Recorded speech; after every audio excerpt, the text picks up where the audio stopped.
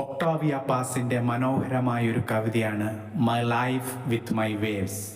സാധാരണക്കാരനായ ഒരു മനുഷ്യൻ തൻ്റെ അവധിക്കാലം ആഘോഷിക്കുവാനായി കടൽ തീരത്തേക്ക് പോവുകയാണ്. അവിടെ വെച്ച് കടൽ തിരകൾക്ക് ഈ മനുഷ്യനോട് പ്രണയം തോന്നുന്നു. അവസാനം മനസ്സില്ലാ മനസ്സോടെ ഈ മനുഷ്യൻ കടൽ തിരയെയും കൂട്ടി തൻ്റെ നാട്ടിലേക്ക് പോവുകയാണ്. അത്രയും കാലം കടലിൻ്റെ ഭാഗമായിരുന്ന കടൽ തിരയ്ക്ക് കടലിനെ ഉപേക്ഷിക്കേണ്ടി വന്നു. ഈ മനുഷ്യനോടൊപ്പം നാട്ടിലെത്തിയ കടൽ തിര തൻ്റെ ഐഡൻറ്റിറ്റിയായ ഉപ്പുരസത്തെയും ആർത്തിരമ്പുന്ന തൻ്റെ തിരയുടെ ശക്തിയെയും ഉപേക്ഷിക്കേണ്ടി വന്നു. എന്നിട്ടും പാവപ്പെട്ട ഈ മനുഷ്യന് തിരയോടൊപ്പം ജീവിക്കുക അസഹനീയമായി വന്നപ്പോൾ ഒരു ദിവസം തിരയെയും കൂട്ടി ഈ മനുഷ്യൻ മഞ്ഞുമലകളിലേക്ക് പോവുകയാണ്. അവിടെ വെച്ച് ഈ തിര തണുത്തുറഞ്ഞ് ഐസ് കഷ്ണമായി മാറി.